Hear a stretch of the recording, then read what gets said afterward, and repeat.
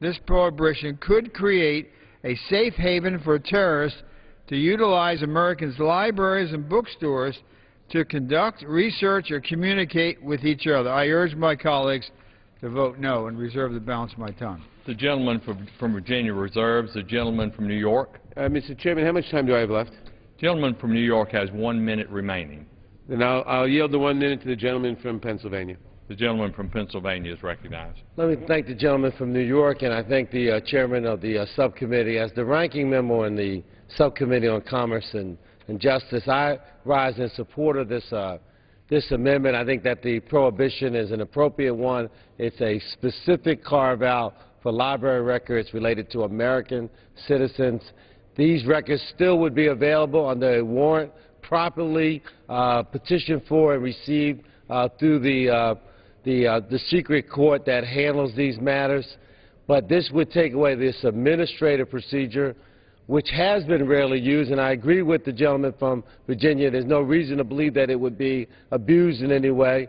The real point here is that we as Americans find it that our right to privacy, and particularly in relation to library and our reading habits, that we do not have a circumstance in which we have a fishing expedition by law enforcement. So I support the Prohibition Amendment, and it did pass before by bipartisan vote. It's offered in a bipartisan basis, and I hope that the House favorably considers it. Thank you. Gentleman's time has expired. The gentleman from Virginia. I urge a no vote and yield back the balance of the time. The gentleman yields back. All time has expired. The questions on the amendment offered by the gentleman from New York. Those in favor say aye. Aye. And those opposed say no. No. In the opinion of the chair, the noes have it. The gentleman from New York. Mr. Speaker, on that I ask for a recorded vote. Pursuant to Clause 6 of Rule 18, further proceedings on the amendment offered by the gentleman from New York will be postponed.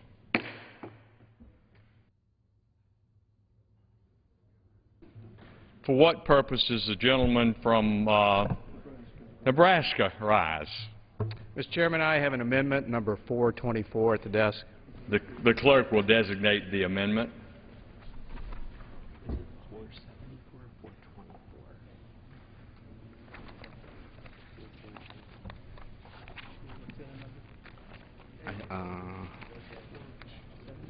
Or 483. Will the gentleman from Nebraska specify the number of his amendment? Number 424. 424. Amendment number 424, printed in the congressional record, offered by Mr. Fortenberry of Nebraska. Pursuant to the order of the House of today, the gentleman from Nebraska and a member opposed each will control 5 minutes. The chair recognizes the gentleman from Nebraska, Mr. Fortenberry. Thank you, Mr. Chairman. In 2008, this body passed the Child Soldiers Prevention Act. It was part of the William Wilberforce Human Trafficking Victims Protection Act. The bill declared that the United States would not provide military assistance to countries found guilty of child conscription. With broad bipartisan support, we declared that this is an affront to human dignity and an affront to civilization itself. We made it known that all children, no matter where they are, should be on playgrounds and not battlegrounds. Now, Mr. Chairman, it is very difficult for us to envision that a child would be put in military fatigues, a gun in their hand, and then forced to fight. But it does happen, and it does happen in the world today. The government of Chad, to which we provide military assistance, was found guilty of using child soldiers in the 2010 State Department Trafficking in Persons report. As the law we passed provided, Chad was granted a national security interest waiver in the hopes that Chad would take serious and aggressive strides toward ending this serious human rights violation and be a valuable military partner with the United States. But we have to ask, where is the progress?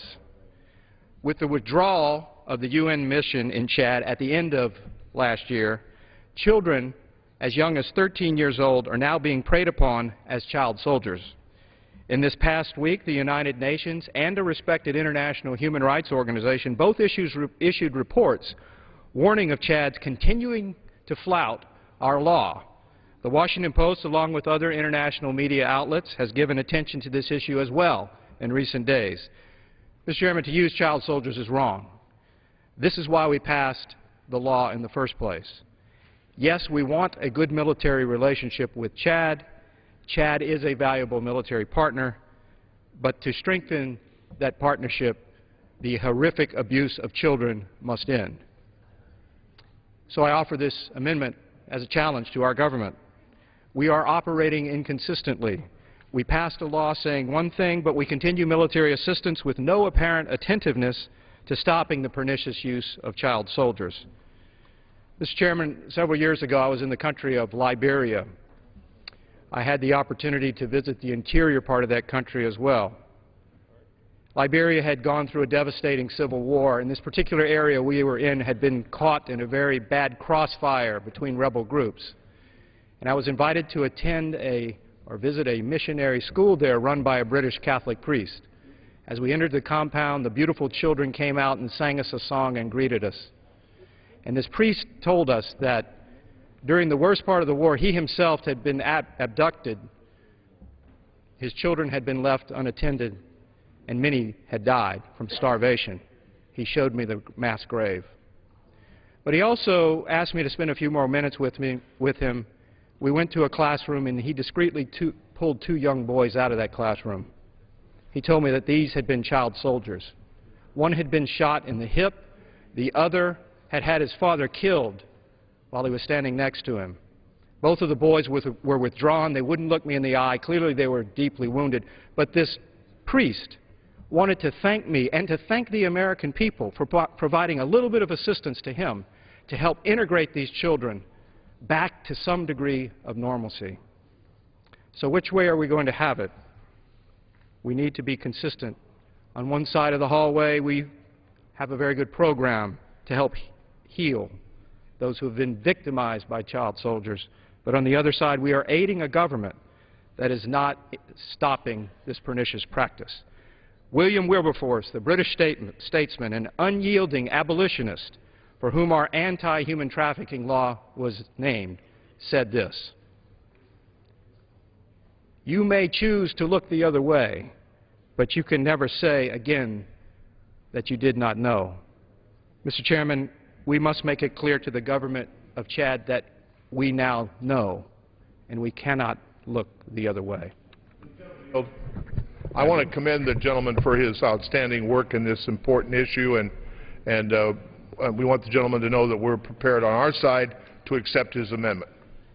I appreciate that. Thank you for the kind words. Will the gentleman yield? I'll yield. We also will accept the amendment. With that, I'll yield back, Mr. Chairman. All time has been yielded back. The question is on the amendment offered by the gentleman from Nebraska. Those in favor of the amendment say aye. And those opposed say no. In the opinion of the chair, the ayes have it. The amendment is agreed to.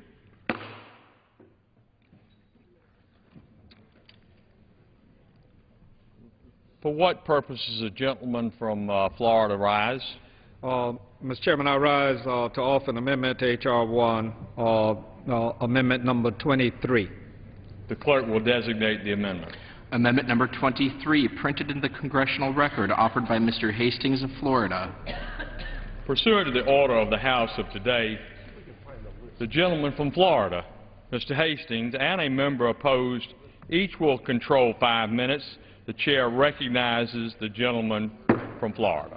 Mr. Speaker, this is the full-year Continuing Appropriations Act, which would help people living with HIV/AIDS who cannot afford their treatment by reallocating additional funding to our nation's AIDS drug assistance program. I'm pleased at this time to yield 1 minute and a half to my distinguished colleague and very good friend and colleague from Florida, Ms. Debbie Wasserman Schultz. Florida is recognized. Thank you so much, Mr. Chairman, and thank you to the gentleman. I rise today in support of Amendment 23, offered by Mr. Hastings, my good friend from Florida, which would help people living with HIV and AIDS afford treatment through the Vital AIDS Drug Assistance Program. This program, known as ADAP, provides HIV-related prescription drugs to low-income people with HIV/AIDS who have limited or no prescription drug coverage. This essential national program is undeniably in the midst of a devastating funding crisis. The combination of an economic recession, state budget cuts, and increased testing and diagnosis of HIV have created the perfect storm against ADAP's fiscal situation. More patients are requiring ADAP treatment as the program has been emptied out. This has resulted in drastic cuts in services provided, and thousands in 10 different states have ended up on waiting lists to receive these necessary life-saving drugs. In my own state of Florida, with the largest of all such waiting lists, 3,276 individuals languish without access to affordable life-saving treatment. Our state has lowered financial eligibility down to 300% of the federal poverty level, while at the same time reducing the formulary for the patients who still qualify. This is an enormous problem for a state with the third highest HIV and AIDS population and the highest rate of new infections in the country. You may be shocked to know that the new infection rate in South Florida is higher than in Africa. We cannot let this happen in our own backyard to our neighbors and our constituents. Though our administration has demonstrated that funding ADAP is a priority, we just keep hitting the wall.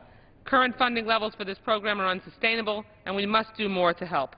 This amendment would help give the ADAP program a much-needed boost and help thousands of patients access the treatment they so desperately need. In this budgetary climate, we must make smart and sensible decisions where we can afford to make an administrative haircut if the trade-off is saving lives. It is our moral imperative to do so. By reallocating these greatly needed funds to save ADAP, we ensure that people living with HIV and AIDS in our communities can access the treatment they need to stay alive while we stem the tide of new infections and save our nation money in the long term. I strongly urge you to support the efforts of this responsible and compassionate amendment. Thank you. I yield back the balance of my time. Mr. Speaker, I reserve the balance of my time. Gentleman from Florida reserves the balance of his time. For what purpose did the gentlewoman from Connecticut rise? Mr. Chairman, I ask time and claim time in opposition to the gentleman's amendment. Gentlelady from Connecticut is recognized for 5 minutes. I understand what Mr. Hastings is doing here, and I too support the work of the AIDS Drug Assistance Program. What it does across the country, ensuring that more than 500,000 Americans who cannot otherwise afford it receive the drugs that they need for treatment for the HIV virus. This is one of the critical services that's offered to many who cannot afford it. It helps to improve their health and to maintain the public's health in general. Just last year, the Department of Health and Human Services had to reallocate $25 million to help states that had a lengthy waiting list. People hanging in limbo without access to the medication that we know will help them. And in these difficult economic times, more and more people find themselves unable to afford treatment. More than 700 Americans were put on that waiting list in 1 month in 2010. Improving access to care is a priority for me and for those of my colleagues. But this amendment is one that attempts to correct a piece of legislation that is not fixable. We simply cannot rob Peter to pay Paul. This amendment will pull important resources from 2 accounts that the Republicans have already decimated that are critical to the public health of our country: the CDC, Center for Disease Control, and the National Institutes of Health.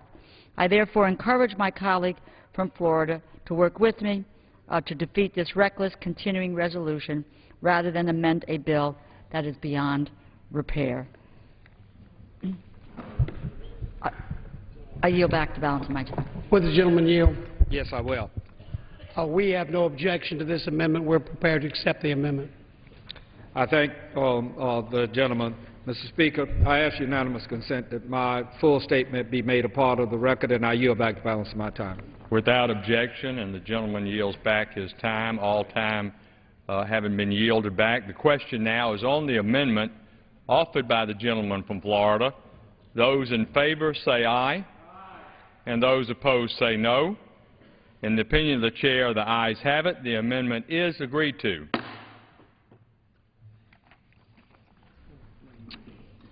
For what purpose does the gentleman from Nebraska rise? Mr. Chairman, I have an amendment at the desk, amendment number 483. The clerk will designate the amendment. Amendment number 483, printed in the congressional record, offered by Mr. Fortenberry of Nebraska. For what purpose does the gentleman from Texas rise? Mr. Chairman, I reserve a point of order on the gentleman's amendment. Point of order is reserved. Pursuant to the order of the House of today, the gentleman from Nebraska, Mr. Fortenberry, and a member opposed each will control 5 minutes. The gentleman from Nebraska is recognized. Thank you, Mr. Chairman. Mr. Chairman, recently a woman came to my children's school to talk about the healing power of forgiveness. She was a survivor of the 1994 Rwandan genocide, when nearly 1 million people were mercilessly hunted, hacked, and killed.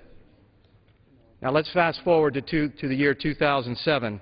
In an ironic twist, Rwanda's President Kagame expressed his interest in reducing the number of births of children in that country by 50%.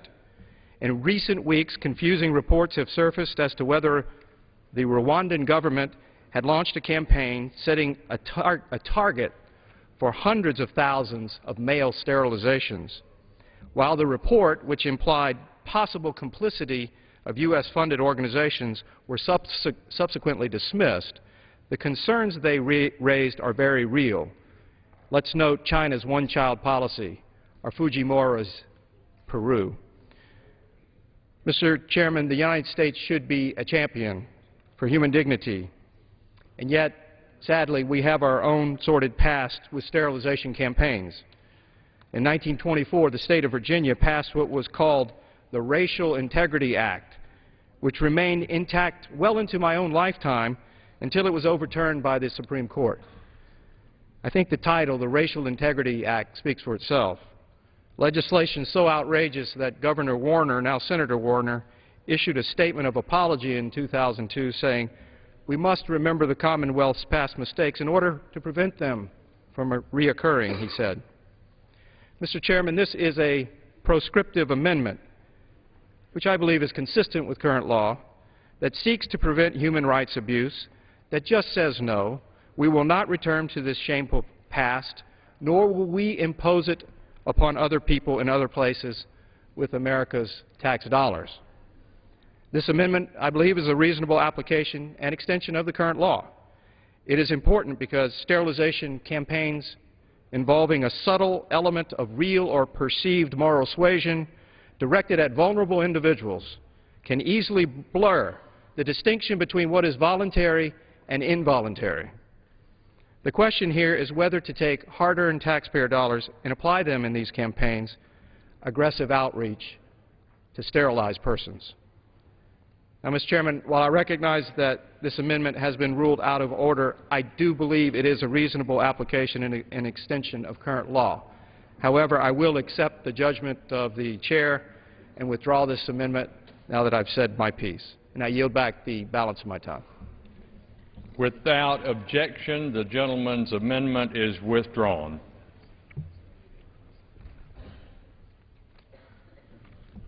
For what purposes does the gentleman from Texas rise? Mr. Speaker, I have an amendment at the desk, number 466. And the clerk will designate the amendment.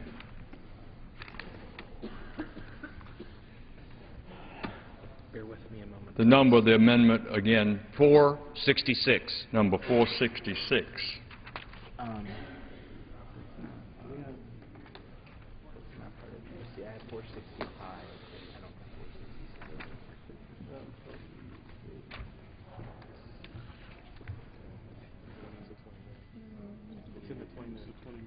Is it 20 minutes? Thank you.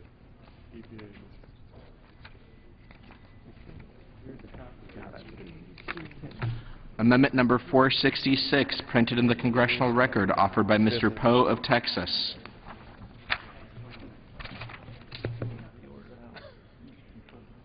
Pursuant to the order of the House of today, the gentleman from Texas, Mr. Poe, and a member opposed each will control 10 minutes. The gentleman from Texas is recognized. Thank you, Mr. Speaker. I'd like to thank my fellow Texans, Mr. Barton and Mr. Carter, for co-sponsoring and introducing Amendment number 466 and their commitment to block funding for new EPA greenhouse gas mandates. This amendment will eliminate funding for the EPA to be used to implement, administer, or enforce any statutory or regulatory requirement pertaining to the emissions of greenhouse gases from stationary sources. This amendment will put an end to any backdoor attempt made by the EPA to regulate greenhouse gases to go around Congress and circumvent the will of the people. Americans have rejected this policy, and despite being rejected by Congress, the administration has ignored the will of the people, the law, and to further some political agenda. It's absolutely necessary that Congress take immediate action to ensure that the EPA does not continue to destroy industry across the board in our country. We're in the midst of a massive economic downturn, and the last thing we need to do is to shoot ourselves in the foot with unnecessary, expensive new regulations that are on business and industry. Not to mention, Americans would be left holding the bag. Past attempts to regulate greenhouse gases would cost American taxpayers up to $200 billion a year, the equivalent of hiking personal income taxes up about 15%, or the cost of each American household an extra $1,700. This amendment section says, Section 1746 of the CR, that none of the funds made available to the EPA are to be used to enforce or promulgate any regulation relating to state implementation plans or permits. Further, 466 takes the CR a step further, prohibiting the EPA from enforcing national regulation of greenhouse gases similar to the cap-and-trade regulations. Mr. Speaker, at this time I'd like unanimous consent to introduce a Wall Street Journal article January 4, 2011 that says that the EPA is at war with Texas. Without objection. Thank you, Mr. Speaker. This amendment basically prohibits the EPA from over-regulating not only the state of Texas but the rest of the states regarding greenhouse gases. Probably no member of Congress represents more refineries than I do in southeast Texas, and the regulatory process, the over-regulation of the EPA coming in and trying to now regulate the state of Texas regarding greenhouse gases is a detriment to the industry. The state of Texas regulates greenhouse gases. The state of Texas regulates the industry, has done a good job, and this is overreaching on the part of the EPA, and it's time for the EPA not to put industry out of business, put the refinery industry out of business, and this amendment will rein them in and prohibit them from implementing the so-called cap-and-trade philosophy on states such as Texas and other states. With that, I'll reserve the remainder of my time. The gentleman reserves. For what purpose does the gentleman from Virginia rise?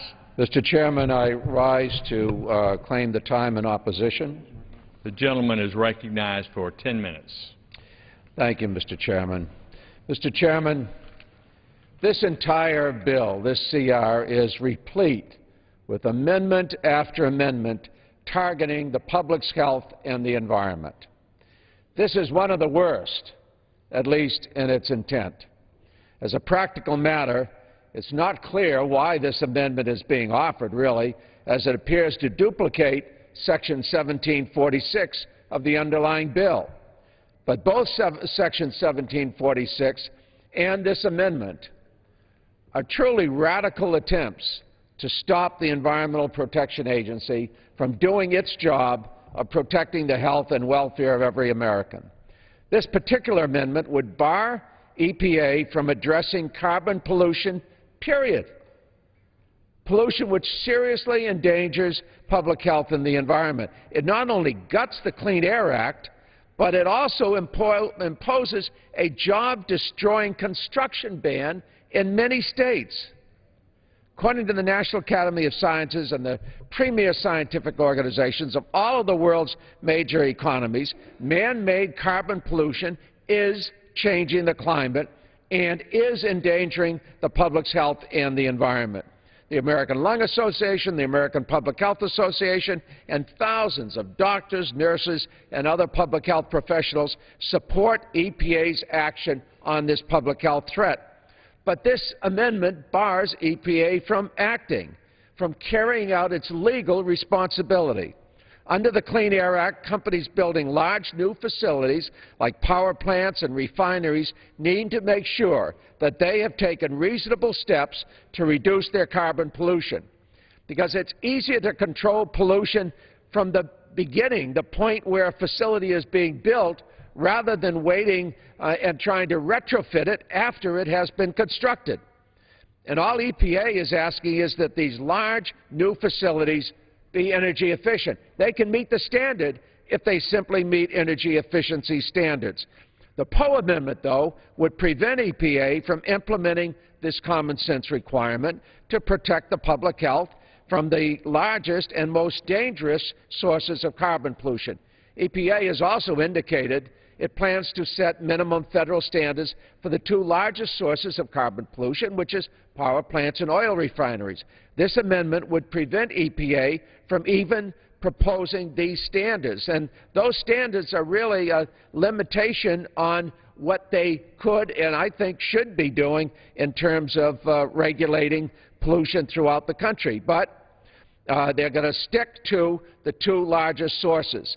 Now, ironically, given all of the rhetoric we've heard about environmental regulations hurting the economy, this Poe Amendment is a job destroyer. Under the Clean Air Act, a company wanting to build or expanding a power plant or other facility has to get a permit for that facility's carbon pollution before beginning construction. The Poe Amendment does nothing to change that. What it does do is to take away EPA's authority to issue those permits. So that basically amounts to a construction ban. This is more than a paperwork problem. In essence, the Poe Amendment will impose that de facto construction ban on jobs in all or parts of at least 13 states. And without the needed permits, construction cannot proceed. So a vote for the Poe Amendment would be a vote not only against the Clean Air Act, it is a vote for a de facto construction ban, thousands of jobs lost in states across this country. And that's why we very strongly oppose the Poe Amendment. We do support EPA's authority to cut carbon pollution and allow the construction of energy-efficient power plants, refineries, and other facilities to proceed as planned. At this point, I will reserve the balance of my time, Mr. Chairman. The gentleman reserves. The gentleman from Texas.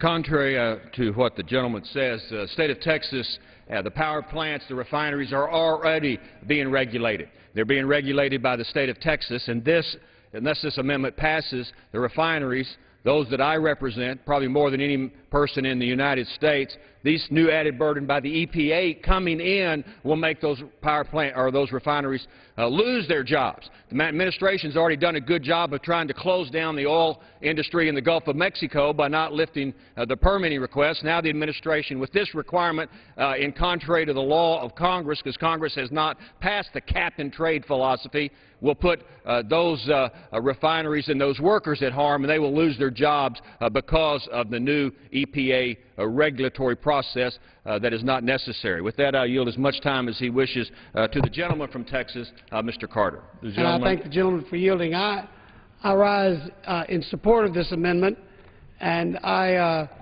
disagree with my friend across the aisle. I don't believe this amendment will be a job killer. I believe it will be a job protector. But more so, it's a faith protector in the opportunity to have a job.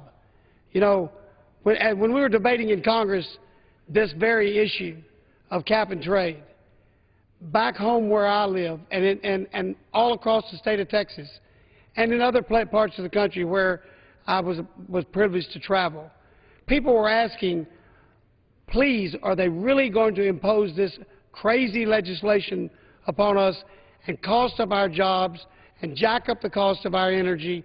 And a lot of small businesses said, I don't know what to do because this thing is looming out there.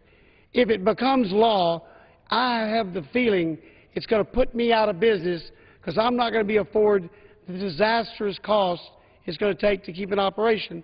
These are just small business owners. Meanwhile, those who are in the refining industry and the power industry looked at this thing and said, good Lord, what is this going to do to us? How many people are we going to be able to keep on, and who are we going to have to lay off so we can meet these onerous requirements? And the people of the United States and this Congress basically said no to the President and no to the Democratic majority of the last 2 years. And so the result was a sigh of relief, not only in my hometown, but in hometowns across America. A sigh of relief because they looked at this thing and said, this doesn't make sense. They're trying to regulate the air we breathe. They're trying to, it just shocks people as to what it might do to their cost. Now, I just came tonight to just ask one question, a very simple question. The question everybody in my district has been asking me. What is it about the word no that these folks don't understand? Because they have been told no, and I think it should remain no. We should support this amendment, and I yield back. Reserve the balance of my time. The gentleman from Texas continues to reserve. The gentleman from Virginia. Mr. Chairman, may I inquire as to how much time we have on either side left?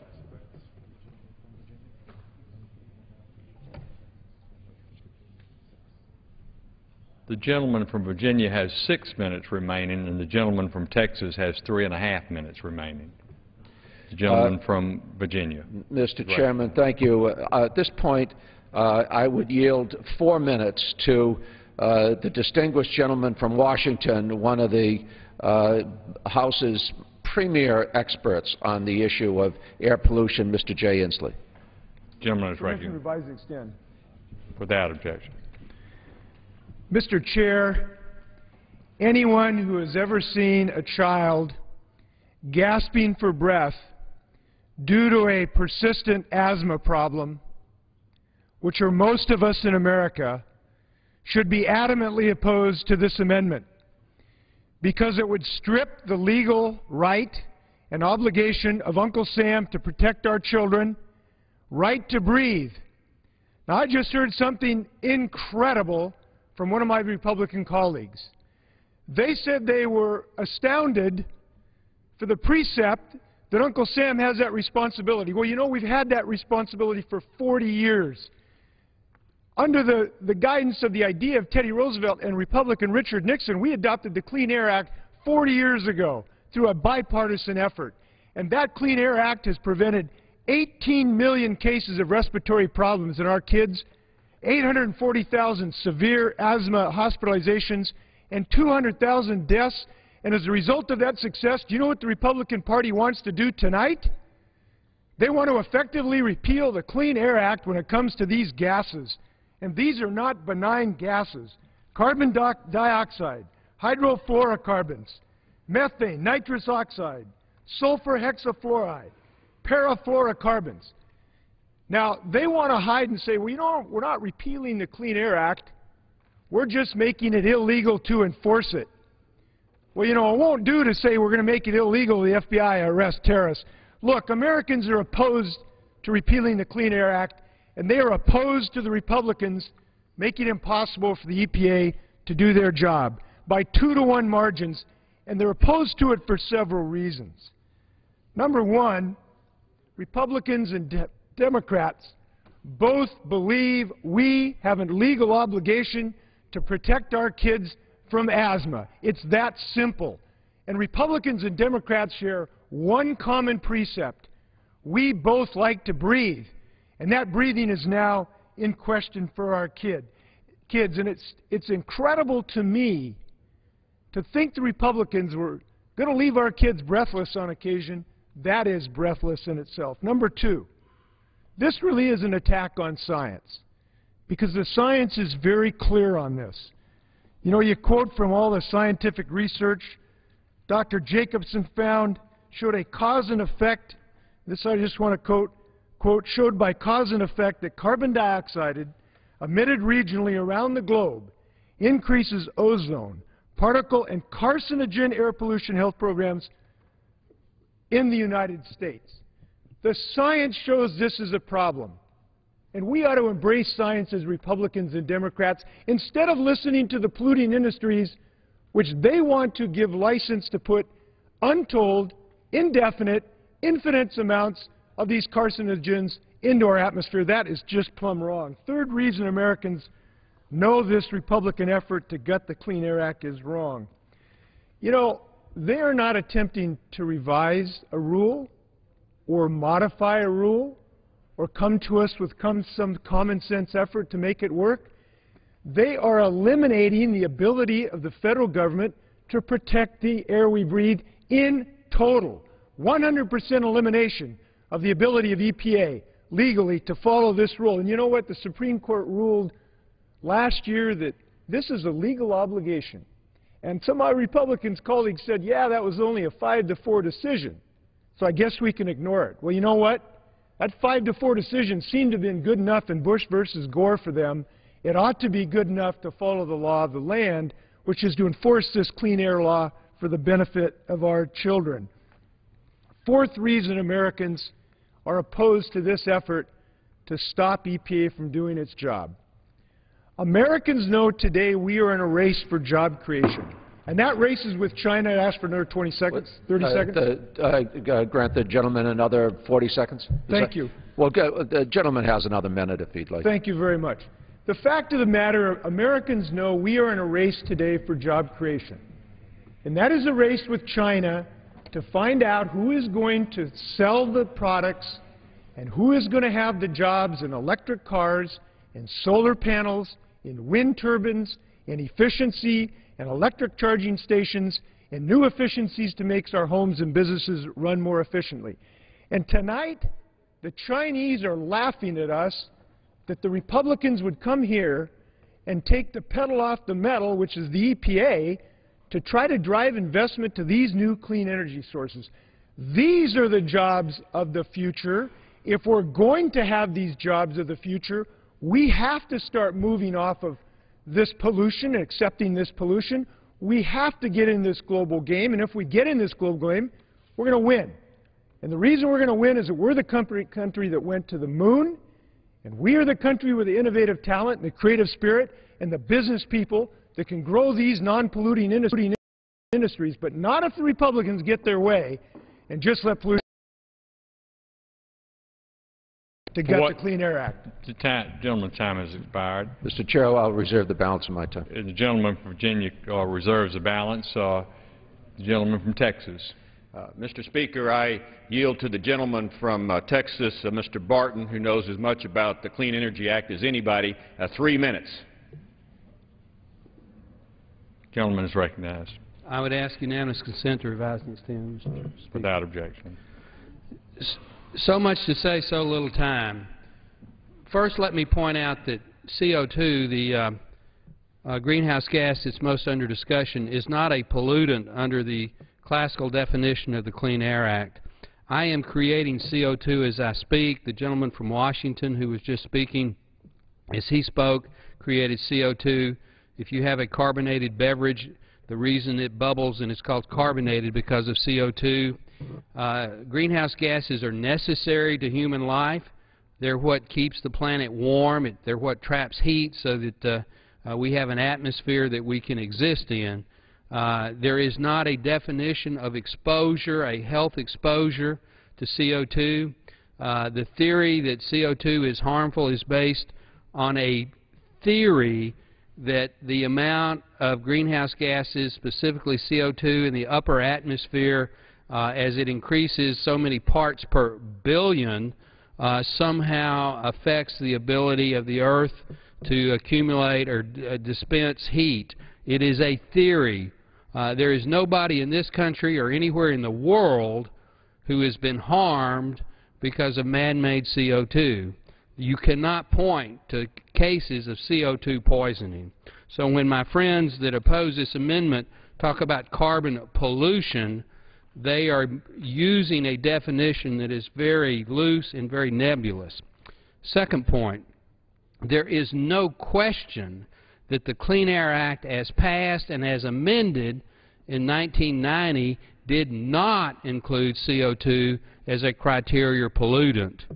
Because of a case, Massachusetts versus EPA, the Supreme Court ruled, my friend from Washington was correct, 5-4, that the EPA could make a decision to regulate CO2. Could, not should, not must, but could. The Bush administration began a process to analyze that decision. The The Obama administration came in and with the first 90 days issued an endangerment finding not based on independent analysis, based more on press releases as far as I can say, that said yes, by golly, CO2 was a pollutant and yes, they could regulate it, and they have since been trying to shoehorn CO2 regulation into the tenets of the original Clean Air Act. The amendment before us this evening that Mr. Poe, Mr. Carter, and myself have promulgated simply says let's take a time out on CO2 regulation for the next 7 months. Let's actually define what the greenhouse gases are that we want to look at, and let's restrict the analysis to stationary sources on the regulations that are implemented after January of 2011. There is no question that if you regulate the Clean Air Act, CO2 under the Clean Air Act, I'll yield to the gentleman another 20 seconds. You are going to destroy millions of jobs, cost hundreds of billions of dollars, without any real economic analysis to show that it is a harm. So I support the Poe-Carter-Barton amendment and hope that the entire House will, and I thank the gentleman for yielding the time. I reserve the balance of my time. The gentleman from Texas reserves the balance of his time. The gentleman from Virginia. Thank you, Mr. Chairman. Actually, a couple of points that I would share with the chairman of the Energy and Commerce, the gentleman who had been the ranking member and now a senior member of the Energy and Commerce Committee. The committee could pass legislation if they chose. I don't think this is the correct vehicle, a continuing resolution on funding activities to be making law with regard to the Clean Air Act. And secondly, as Mr. Inslee informs me, the 5-4 decision of the Supreme Court said if you can show that there is an adverse health effect, then EPA is required by law to address that. That's what EPA is trying to do. That's what this amendment would prevent EPA from doing. Now, it is not theory. Climate change is fact. It is real. And future generations will look back upon this generation and wonder how could our parents and grandparents have been so unmindful of the health effects that our families are experiencing. If I could have unanimous consent for 30 seconds to conclude. May I have 30 seconds to conclude the thought? Thank you, Mr. Chairman. I ask unanimous consent. The gentleman from Virginia have an additional 30 seconds. The gentleman is asking unanimous consent to extend for 30 seconds time on both sides. On both sides. Without objection.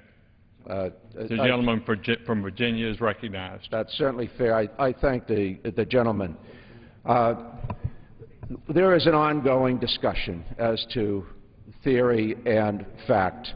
We are convinced that the facts are there, that they are science-driven facts, and that in fact the melting of the polar ice cap has a direct effect upon the concentration of moisture in the atmosphere, which is then causing the volatility, the extreme nature of the snowstorms, the flooding, even the droughts that we have been experiencing. And there's no question but that in the last decade we have had the warmest years on record.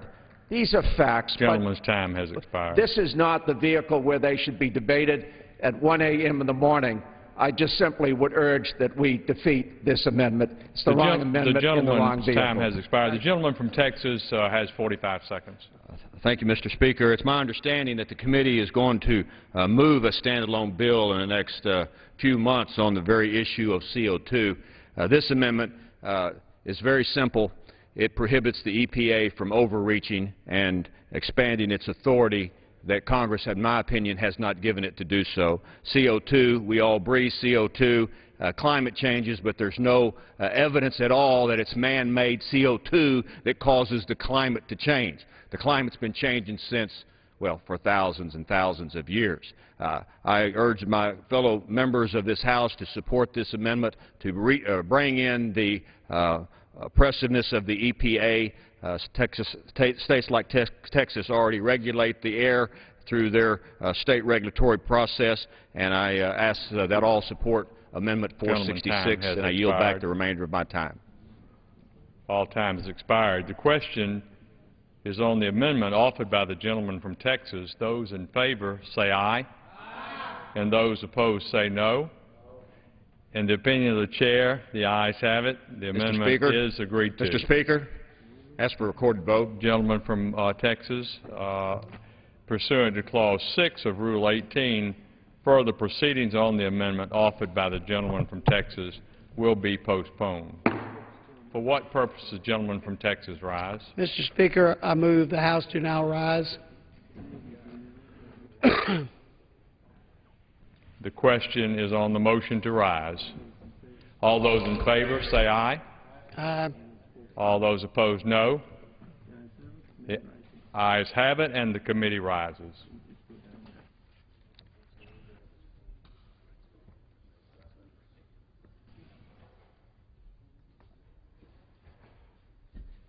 Mr. Chairman. Mr. Speaker, the Committee of the Whole House on the State of the Union, having had under consideration H.R. 1, directs me to report that has come to no resolution thereon. The Chairman of the Committee on the Whole House on the State of the Union reports that the committee has had under consideration H.R. 1 and has come to no resolution thereon. Pursuant to 22 U.S.C. 128A and the order of the House of January 5, 2011, the Chair announces the Speaker's appointment of the following members of the House to the United States Group of the NATO Parliamentary Assembly. Mr. Ross of Arkansas, Mr. Chandler of Kentucky, Mr. Scott of Georgia, Ms. Schwartz of Pennsylvania.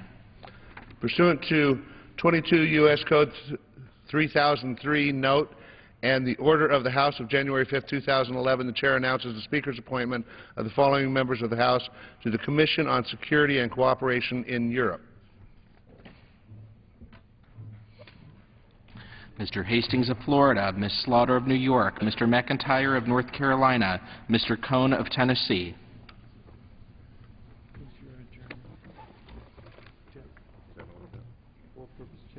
For what purpose, gentleman from Texas rise? I move the House adjourn. Question is on the motion to adjourn. Those in favor say aye. Those opposed, no. The ayes have it. The motion is adopted. Accordingly, the House stands adjourned until 9 a.m. today. The House on Thursday agreed to Senate changes to a bill extending Patriot Act provisions through the end of May. It now goes to the President.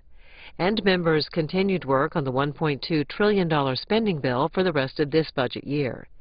One of the amendments approved tonight was one that would prohibit the FCC from implementing so-called net neutrality regulations regarding access to the Internet.